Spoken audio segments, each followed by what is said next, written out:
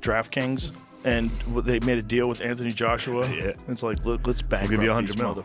Yeah, let's bankrupt these We're gonna bet it all on me. I mean, that's like a Guy Ritchie movie. It is. You know? Yeah. You're an absolute idiot. There was no reason for, first of all, you go to jail. Why would Netflix, the biggest streaming platform in the world, partake in anything like that? Just use your brain. And MVP, too much to lose. You go to jail. Federal effing prison. Jake Paul's a fraud in terms of boxing. But worse than that, after all his hype about what he was going to do to Joshua, what did we see? We saw a cowardly display from a guy who shouldn't be anywhere near a boxing ring. Joe Rogan erupted at Jake Paul for allegedly attempting to bribe Anthony Joshua during their fight. He slammed the reported $100 million deal, calling it a disgrace to boxing. Rogan argued that using money to influence fighters destroys the sport's integrity and seriously damages the credibility of professional matches. For Jake Paul, Of course, that'd be awesome. I'm Not saying for for all the Anthony young Joshua, bucks. who was gonna be the guy. Destroy some sports books also, apparently. What are those odds? they lose $100 million or something, I think. yeah, That's where. Yeah, there's a lot of Might take a people dive betting on there. the Jake Paul underdog right now. there's people betting on him. Yeah, because he's got it's plus 650. You're making 6 times Yeah. the money you put in. Yeah, but what are the odds? I mean, Really? not good, but What are the that's odds, really? I know I literally said, what are the odds to the odds? Joe Rogan reportedly emphasized that Anthony Joshua remained focused and refused to fall for any of Jake Paul's schemes. He warned that if Joshua had gone along with them, it would have been heartbreaking for boxing fans, turning the bout into a staged, wrestling-style spectacle instead of a real fight. Rogan noted that Jake appeared to be chasing an easy, scripted victory, but Joshua's skill, discipline, and composure kept the contest genuine and preserved the integrity of the sport. I think the only reason the odds are not 40-1 is People suspect shenanigans. shenanigans. Yeah, they suspect shenanigans. But a first If they round, come out and fucking circle each other like pro wrestling and grab the ropes, we're gonna be like, no, Yeah. Yes. you motherfuckers. When Nate fought him, that was great. Well, listen, that's another fight. Look, Nate, no disrespect to Nate, but Nate fought his career at 155 pounds for the most part, a couple fights at 170. Yeah. Very. Ariel Helwani points out that Anthony Joshua did not take unnecessary risks for money because he is already financially secure. He stresses that Joshua's true priority was protecting his legacy, not chasing another payday. By fighting with discipline and fairness, Joshua safeguarded both his reputation and the integrity of the sport. Helwani warns that if Joshua had acted recklessly for profit, it could have seriously damaged boxing's credibility and set a dangerous precedent for future fighters. Instead, Joshua's calm, measured approach ensured the bout remained respectable and competitive. It proved that some fighters still value honor, legacy, and professionalism over short-term financial gain. Echoing that sentiment, Joe Rogan declares Anthony Joshua the best heavyweight boxer alive, praising his elite skill set, raw power, and sharp ring intelligence. Rogan adds that the outcome was inevitable, as Joshua's experience and technical mastery far exceed that of any challenger like Jake Paul. There's no reason for, first of all, you go to jail. Why would Netflix, the biggest streaming platform in the world, partake in anything like that? Just use your brain. And MVP, too much to lose. You go to jail. Federal effing prison. AJ, for what? For what? He doesn't need it. He doesn't need more money. It's great, but to risk this? No, look at what's going on with the gambling. No way. There's no way. My respect for Jake has grown. I know people don't like to give him credit. You fight amateur, influencer, pro boxing. You have my respect. I don't care what kind of fighter you are. I don't care how many wins you have. You step through those ropes. You have my respect. He lasted 6 rounds. Most didn't think he would. I think the line as far as how many rounds was 2.5. So clearly most people thought he would be out of there around that point. And I think a lot of people were going with the under.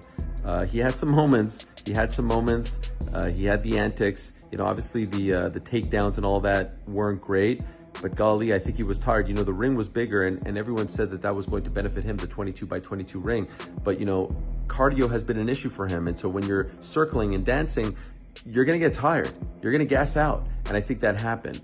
Arms were down, and he was getting pinned. He was getting cornered, and he was getting, you know, AJ was doing a great job, I think, of not letting the fight be contested in the middle of the ring, cornering him either in the middle, like the turnbuckle, or up against the ropes. He was cutting him off perfectly. And so I know people are going to be upset that AJ... Frank, with over 70 years of boxing experience, shares the fundamentals of the noble art, guiding fighters of all levels with unmatched insight drawn from decades in the ring. He stresses the importance of discipline, proper technique, and deep respect for the sport's traditions. When discussing Jake Paul, Frank is blunt and highly critical, labeling him a fraud in the boxing world and describing his behavior as clownish. He warns that individuals like Paul have no place in serious competition. Frank emphasizes that boxing is not built on spectacle or hype, but on skill, sacrifice, and honor. His perspective draws a sharp contrast between true craftsmanship and showmanship, reinforcing that only those who respect the craft should step into the professional ring. At the very top of his agenda, it's so difficult to pin him down. He runs, he dodges, he grabs, he slithers to the floor, he grips onto your legs, all the kind of stuff that you would never see from anybody with a semblance of experience in boxing. So let's get this out of the way. Jake Paul's a fraud in terms of boxing. But worse than that, after all his hype about what he was going to do to Joshua, what did we see? We saw a cowardly display from a guy who shouldn't be anywhere near a boxing ring from now on. In fact, if there hadn't been ropes around that ring, then he would have been back in the changing room in the first couple of minutes of the contest because he was running for his life. He was terrified. Let's look at AJ's performance. Let me say it's extremely difficult to box against somebody who doesn't want to engage, who doesn't want to actually come and fight, and that's what they were there for. But Paul made up his mind long before this fight took place. I will run for eight rounds, and I can go and put on my resume that I went 8 rounds, the full distance, with the former heavyweight champion of the world. Finally, let's hope this is the end of Jake Paul as a so-called boxer. He never will be a boxer. I've got guys whom I train up and down the country who would flatten him in 3 rounds. Amateur boxers who are miles better than he is. He has got nothing going for him. Dan Rafael offers a detailed, technical breakdown of the Anthony Joshua versus Jake Paul fight, focusing strictly on what unfolded inside the ring. He gives Jake Paul some credit for surviving longer than many expected, explaining that Jake's extremely defensive and widely criticized style was the only reason he managed to last several rounds. Rafael compares Jake's constant movement to riding a bicycle, darting around the ring like a fugitive trying to avoid capture, which helped prolong the contest. He also notes that Joshua could have been more effective at cutting off the ring, acknowledging that this partly explains why the fight went longer than anticipated. Despite that critique, Rafael strongly praises Joshua's overall skill and composure, calling the knockout both impressive and fully deserved. He highlights Joshua's honesty in evaluating his own performance and concludes that accepting the fight made sense, as Joshua successfully balanced financial opportunity with professional responsibility while clearly asserting his dominance. You said, did it go 6 rounds and last, a few longer? I'll give credit to Jake for hanging in there.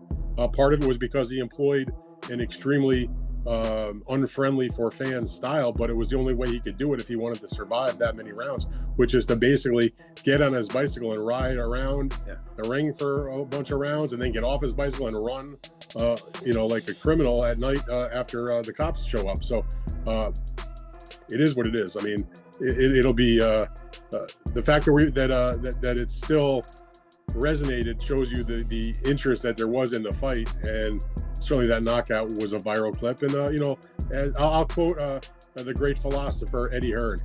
We're going to take care of Jake Paul and on to the real boxing in 2026. Yeah, the great philosopher. Yeah. It is a risky fight. I mean, I put it like this. It's one thing to say I want to do a calendar year where I'm fighting Fabio Wardley for his title, and then I'm going to fight Fury. There's nothing wrong with that. But anybody that would consider Fabio Wardley at this stage should be a tuna fight is just not being honest about it. It's a real fight. And I think there are some people out there that would say it poses just as much danger as risk or a gamble or however you want to describe it as it would be when if he fights Tyson Fury. So Joshua has to make some decisions about that. I don't think they're going to take that risky of a fight going into the prospect of a Fury fight. I mean, it's fun for us to sit here and bullshit about it, but I just don't think that's legitimate. I don't think that's real. I understand why Frank Warren and Fabio Wardley and their group would want that. They would welcome that fight because it's a winnable fight, and it's a bonanza in terms of compared to whatever money Fabio Wardley has made in his career so far. But if you're Josh... Spencer Fearon shared his perspective on the Anthony Joshua versus Jake Paul fight, suggesting that Joshua may have subconsciously held back during the bout. Fearon believes that if Joshua had unleashed his full power from the opening bell, he could have finished Jake Paul very quickly. At the same time, he gives Paul credit for following a smart and disciplined game plan, noting that constant movement and a defensive mindset were the only realistic options against a world-class heavyweight. Fearon points out that Jake has shown noticeable improvement since his earlier fights, including his loss to Tommy Fury, even though he was still facing a vastly superior opponent. He also acknowledges the work of Jake Paul's training team, emphasizing the progress made in preparation and execution.